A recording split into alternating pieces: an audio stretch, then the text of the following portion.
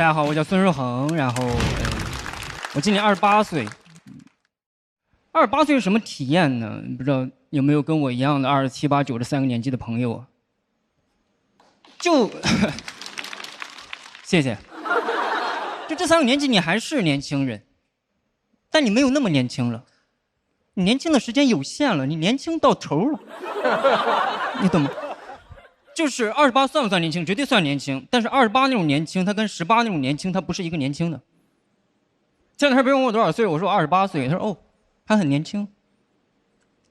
你就明显感觉出这是一句客套话，他的眼神里没有恨了。你知道我18的时候，别人问我多少岁，我说我18岁，他说你好年轻啊。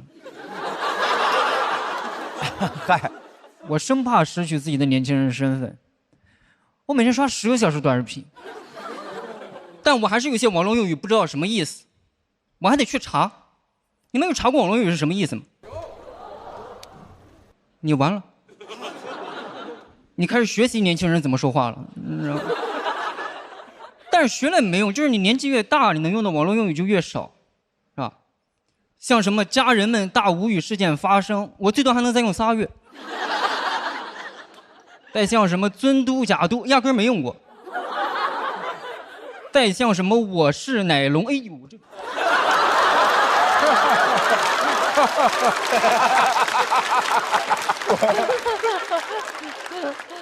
我都羞耻。我勒个兜，我勒个兜，哎呦！我勒个骚缸，咋说出来的呀？这些话是在什么样的语境下能说出来这样的话呢？到底是在他说在年轻的时候。28什么感觉？就是你不新鲜了，你懂不新鲜吗？就你也不是坏了，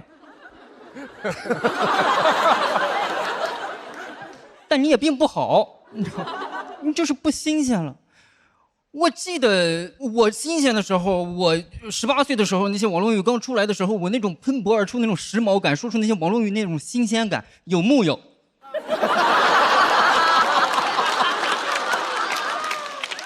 有木有？有。爷青回。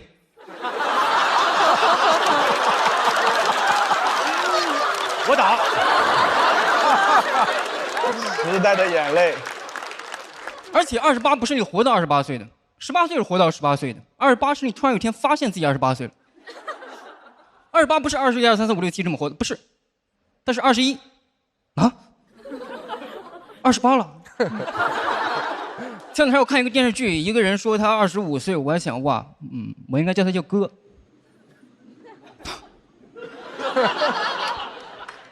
28就是那种感觉，你知道吗？就你不知道咋活了。其实25岁开始我就不知道咋活了，就是好像28、9岁你就做一件事，就等待30岁的到来，你就没有人给你人生意见。我觉得同样的尴尬，34岁的朋友应该也有同样的尴尬，因为明年就要找工作了嘛。我就是年龄焦虑嘛，但我知道在座可能有些30、40岁的，或者说更大年纪的朋友会说，你还在这年龄焦虑上了，你到我们这个年纪你就知道了，就焦虑。就是什么玩意儿？为什么使这个劲啊？你懂吧？一个年纪有一个年纪的焦虑，就是那些30、40岁的朋友，他们已经习惯了自己不年轻这件事情，你知道吗？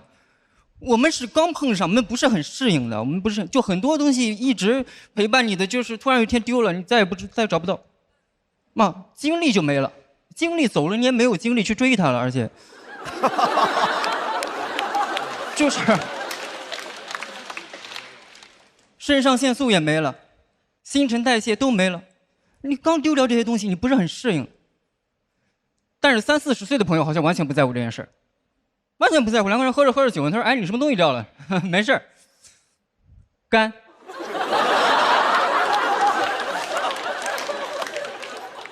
无所谓。为什么说中年油腻？中年油腻，因为代谢不掉。你懂吗？就是他28吃那碗葱油拌面，到了36还没代谢完呢，他代谢不动了，你懂那种感觉吗？等你们到了我这个年纪，你就知道了。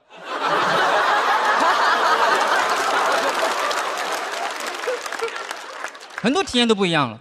谈恋爱就不如20岁、22岁那时候谈恋爱了啊，那时候谈恋爱真是纯爱。20岁、22岁谈恋爱那真是纯的荷尔蒙、纯冲动，天雷勾地火、宝塔镇河，他们就爱，他们不用考虑任何后果，就爱。我讲实话来说，22谈恋爱跟76谈恋爱是差不多的。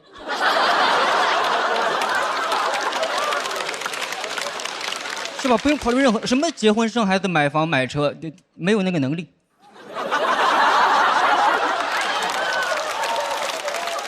我说的话都是一样的。你前任呢？死了。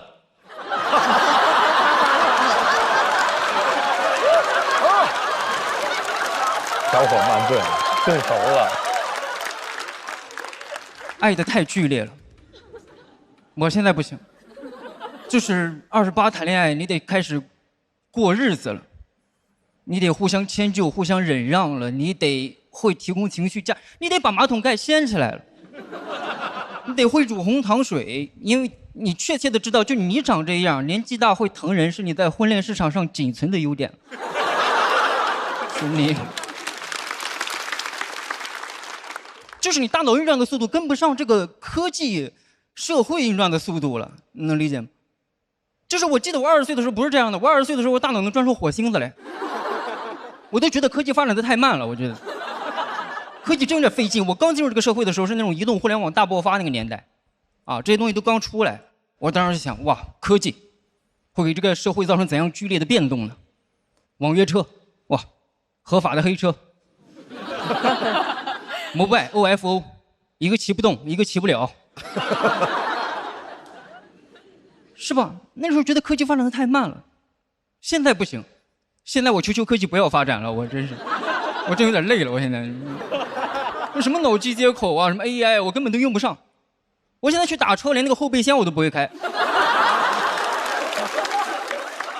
那次出差打车带一堆行李去开那个后备箱，它那个有1万种开的方式，它有的是要敲2下，有的是感应的，有的是有个按钮，你每次都得跟那个后备箱划拳，我说你。怎么才能开？实在开不开，跑到车头那儿问司机，不知道为什么那种特会快车的司机永远不愿摇窗户，也不愿下车帮你开，就非得隔着个玻璃跟你喊。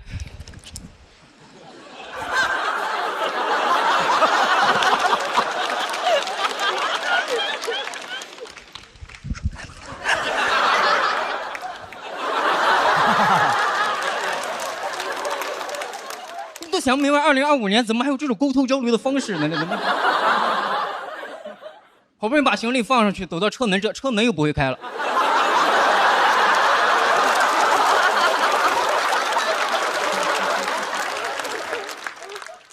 又得跟那个车门划拳，我说哎呀，你这，我就想科技这不是不是就划拳啊，朋友们？商场的感应水龙头，哎呀你。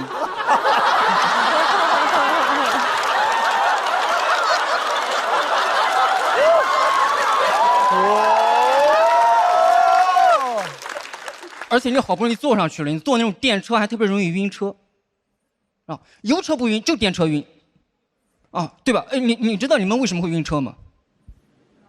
因为你年纪到了，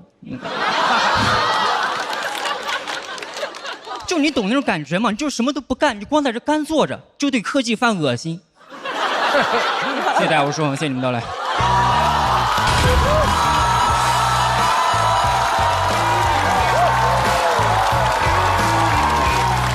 帅了这个尾，这是我锁票通道开启。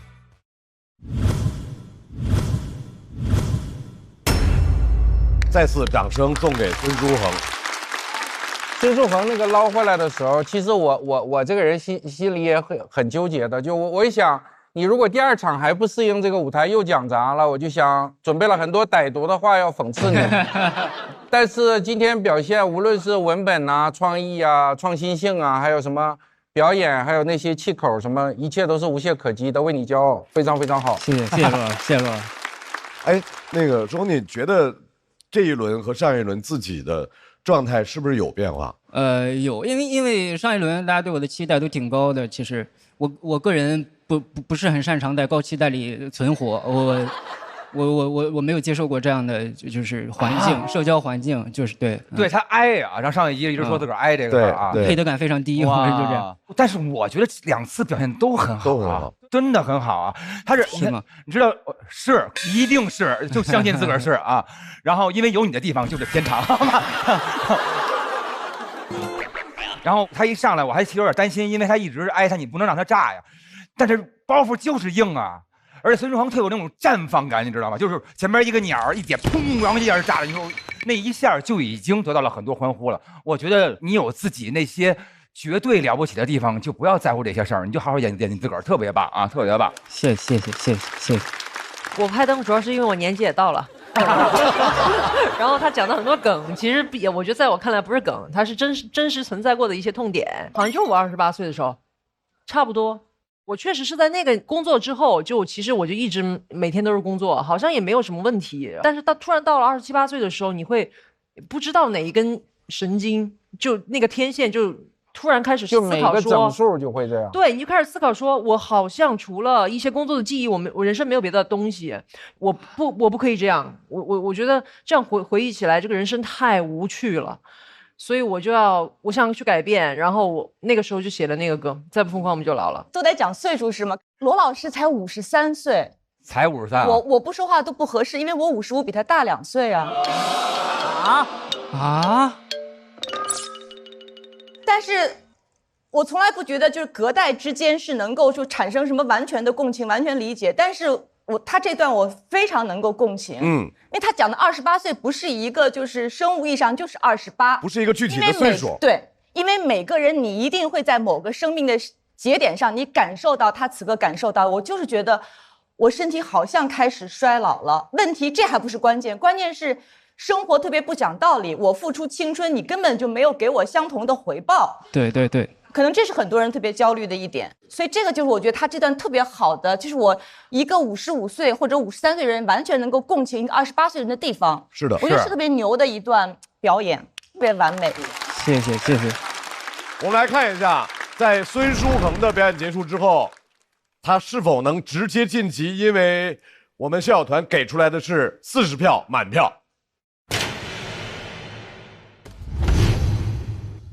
孙书恒没有能够直接晋级，那么就意味着毛组现在要派人出来挑战了。开启抢麦倒计时。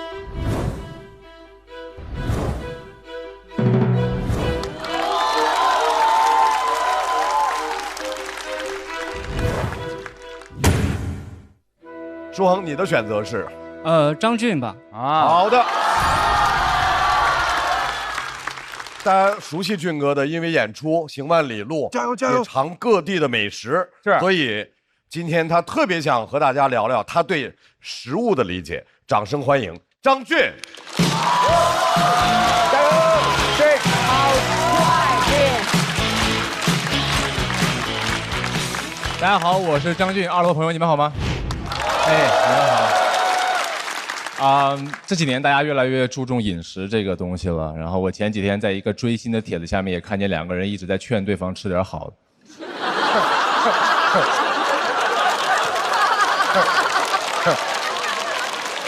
可以，哇，一下就开了。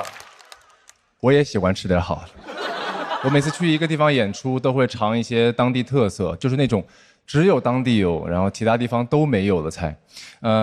但我有一个很复杂的心理，就是我一方面很好奇，但另一方面我又很害怕。就是我觉得，如果一个菜大众意义上非常好吃，它一定会流传出去，然后流传到上海这种大城市，然后变成预制菜。但它至少可以流传出来。所以如果这个菜只有当地有，就是我会感觉，比如前几年我刚刚来上海的时候，我发现这个地方几乎可以吃到全世界各个地方的菜，除了西湖醋鱼。上海没有一条西湖醋鱼，西湖醋鱼可能当年流传过来，第2天又流传回去了。江浙沪包邮是快哈，不知道为什么，肯定不是杭州，离上海太远了。因为在上海你可以吃到新疆菜、云南菜、深圳菜，也就是海南椰子鸡。新加坡菜、海南鸡饭，海南这个地方有点东西。我前几天落地海口，打开大众点评，排名第1，东北菜。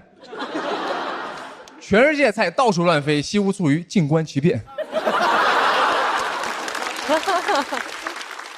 你在上海也喝不到1杯豆汁儿，1滴都没有。他们要从埃塞俄比亚飞10几个小时把咖啡豆运到上海来，京沪高铁4个小时，没有人送1杯豆汁儿过来。你在怕什么呀？啊，豆汁儿送过来以后臭了吗？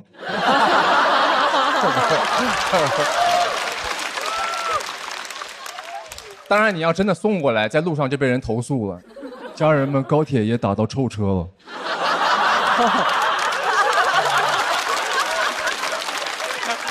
太有意思了。我有些北京的朋友就跟我说，北京最好的豆汁儿就是只有2环的胡同有，其他地方都没有。你听听这话说的，只有2环的胡同有，其他地方他连2环都走不出来。3环的北京人去2环里面尝了一口豆汁儿，留在这儿。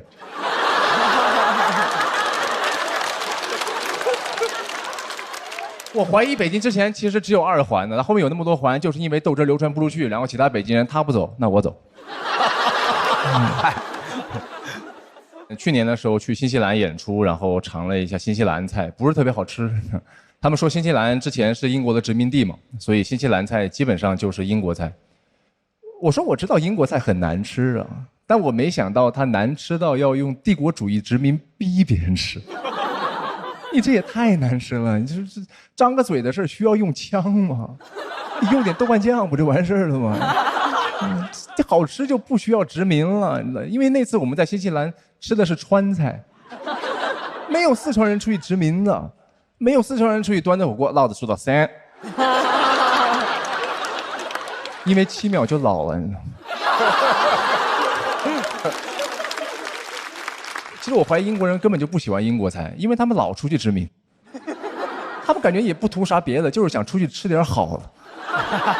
他们都写出来想吃一些东方的美食，所以国旗上写了个大大的米字。他都写出来了，我想吃这个。当然，我觉得你要是就算流传不出去，你保持自己的特点，你也可以流传下来。然后我之前的时候看一个纪录片，他说我去这个地方探访一种濒危美食。什么玩意儿？没有濒危美食，美食是不会濒危的。濒危美食，我上一次看到这么有矛盾感的词组还是旺铺招租。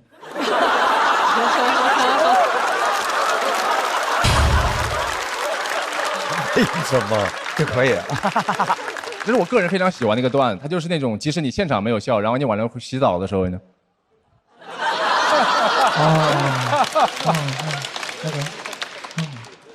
没有濒危美食，你知道吗？美食是不会濒危的，没有人在街上喊救救北京烤鸭吧，没有人在吃北京烤鸭了。你今天禁止全中国所有人吃北京烤鸭，第2天也会有人在街上，我这里有一批新鲜的北京烤鸭。咱们找个小巷子把它卷了怎么样？你怎么不说话呀？我是警察，逮捕一批质押团伙，缴获一批鸦片。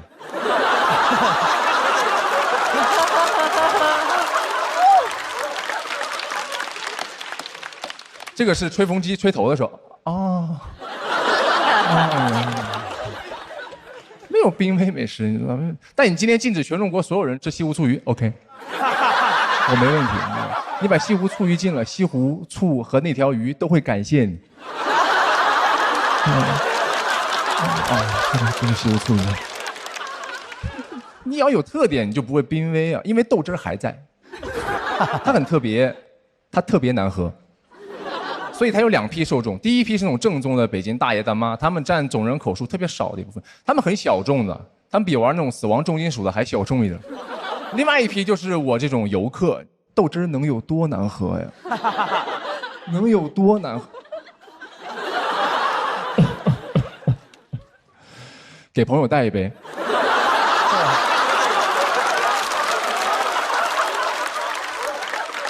当然我没有成功带上高铁啊，不是因为有人投诉，是过安检的时候他让我喝一口。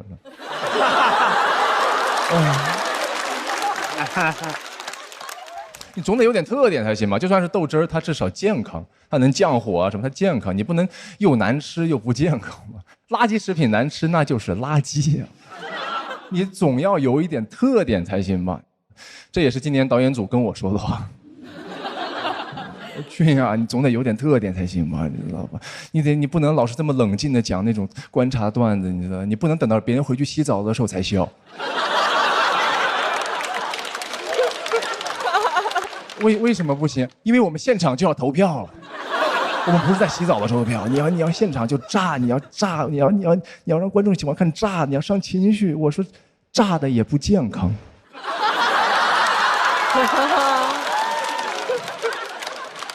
炸的也不做少吃，这营养均衡一点，对吧？什么的，我现在贼烦那些炸的，他每次炸完我头疼，他们炸完我现在属于是反炸脱口秀。谢谢大家，我张俊，谢谢。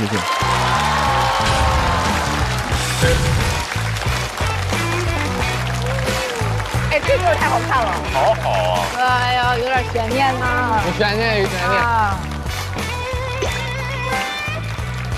可以，相当可以。张俊锁票通道开启，掌声送给张俊。张俊怎么对西湖醋鱼和豆汁儿如此之耿耿于怀？就是很特别，你知道吗？我觉得你很特别，就别人就会好奇你。我发现这一轮比上一轮脱胎换骨了，终于。确实有点不健康的炸，奇怪的炸，塌房了。因为张俊在我心目中一直是特别奇怪的选手。很多年前他第一次登台的时候，你就觉得这人很帅、很酷，还有那种吊儿郎当的痞劲儿，然后还是出身高知家庭，差点读博士放弃了，然后就很奇怪，他每一场都很烂，你总是对他期待。他刚才有点凡尔赛吹牛了，他暗示他以前讲的比较高级，大家回家才会笑。我没有，我洗澡的时候完全没笑。但是就很奇怪，别人同样是帅哥，那个子浩，他每场都烂。当年他每场都烂的时候，你心里毫无期待。那两个人，他也是好像是去年吧，就突然脱胎换骨，然后好像什么那个经脉都打通了。然后我就特别肃然起敬，然后你是我一直还是很遗憾的，就是我心理上从来没放弃过你但是我跟你说，罗永浩老师才是 rapper， 是不是？我说话太狠了，你就是烂，我拿你怎么办？但是今天这个好到我想站起来，真的很不错啊，这次特别好，谢谢，所有的都好，就是我想象中的张俊是情绪状态、表演和内容的契合度，对，刁钻的角度什么所有的，就这会儿是不是就觉得那种吊儿郎当的劲儿，在这个内容上还都挺合适？全对了，是吧？帅的要死。为什么以前很帅，没有帅的要死呢？我们不喜欢表演很烂的帅哥啊。对，但他一旦表演也全对了的时候，原来那个形象气质那一套痞帅的那些东西全对了，全出来了，期待全满了，是吧？非常高兴，特别高兴。到头了，祝贺张俊！哇，终于，我觉得也是开花的感觉，因为每次张俊其实演的那个话题还有角度，都其实很厉害。就是因为那个角度差点东西，没人往那边想，对，他一直往那边想，后来发现只有他一个人往那边想，然后。春春，你的感受？聊聊西湖醋鱼吧。是大家都不爱西湖醋鱼吗？对，我还行。你喜欢吃吗？为什么呢？我觉得还行。我可以，而且我对西湖醋鱼有特别好的印象，因为小时候一个电影里面有西湖醋鱼，我就有特别多的，虽然我没怎么吃过，但我有特别多的幻想，也跟电影满意不满意，一个黑白电影。所以你就完全不管舌头的反应了，对吧？好像我就是因为联想那个之后，就一直觉得很好，但其实我自己好像并没有吃过太多次。但每次去杭州都吃。真的吗？真的吗？真的呀！你可是美食大省出来的，怎么会喜欢西？但杭州还有什么呢？骂人！偶像歌手，咱们别这么聊。杭州还有西湖美景，盖世无双。不是西湖，杭州的那几样就是西湖醋鱼、大明湖畔、龙井虾仁儿。龙井虾仁，龙井虾仁可以。哎，但是西湖确实有，不是那个杭州确实吃的淡一些哈，就是确实是淡一点儿。还有你说美食还有什么是吧？油爆虾，油爆虾这就不少了。还有什么？大家那个不是上海报菜名菜吗？油爆虾不是上海菜吗？麦当劳，对，西湖，对，杭州确实有麦当劳。不是，别硬撑了。我在杭州过了2年的生活。哦，对，您在这吃过吗？啊，它肯定是知名的中国美食洼地，杭州人都承认，所以这个我们不用硬帮他。腌笃鲜很好。那是上海的吧？哦，是上海的 ，sorry， 江浙。然后在杭州菜里，作为中国美食洼地的杭州，这个西湖醋鱼也是洼地意义上的一颗明珠。哇塞，就是真的，对，你是真喜欢吃对吧？对啊。哦，哇，这么棒！没有什么凹的，凹是什么意思呀？有人喜欢一种菜，怎么了呀？凹什么呀？尊重。不是我在想，它为什么能流传下来，是因为还是有尊尊老师这样人的存在。要不然应该灭绝了。没有，还有是因为它对我来说，小时候代表了一种富足的生活。小时候看电影里面就有特别胖太的一阔太太说啊，你点什么？我说我要点一条西湖醋鱼。说我一个人吃的话，1条不够吃，但2条又吃不了。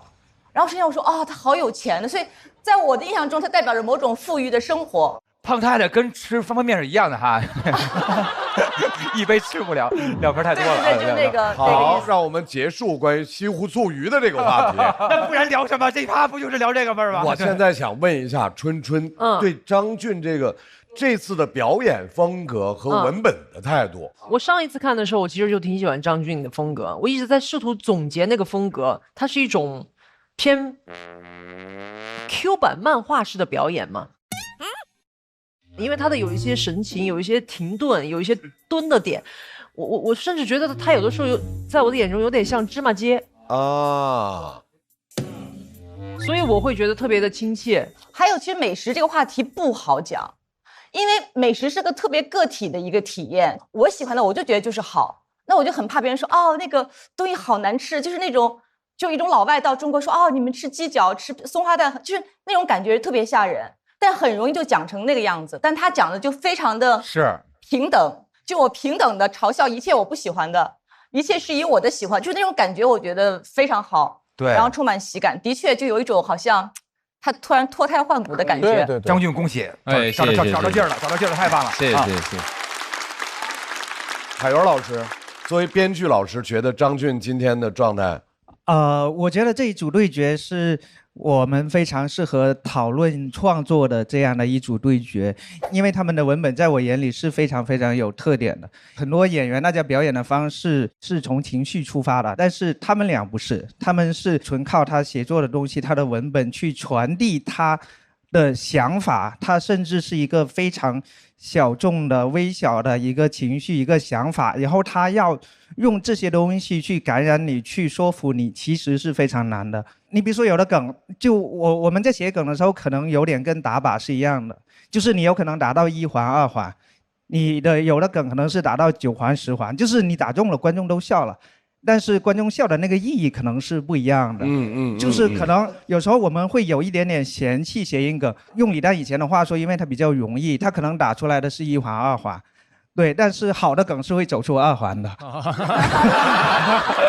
见惯了。对，所以我非常非常喜欢他们的文本，他们在我眼里就是8环9环10环，但是我看到就是有越来越多的观众，包括我们的校友团，大家有在欣赏这样的文本、这样的表演，我其实非常的开心，极其的开心。谢谢，非常开心。好巧不巧，文本和特殊的表演风格，没想到2个人真就在这儿对上了。那么舒恒回到舞台，在孙书恒和张俊的表演结束之后，我们来看一下校友团给出来的票数，他们2个打的是平手，玄妙了啊！孙书恒、张俊他们的得票情况是。我其实此时此刻无所谓结果是啥，因为我演完之后，我就跟孙书恒对了一个眼神，然后我就 OK， 他就 OK， 然后我们俩都很开心，是最好的结果。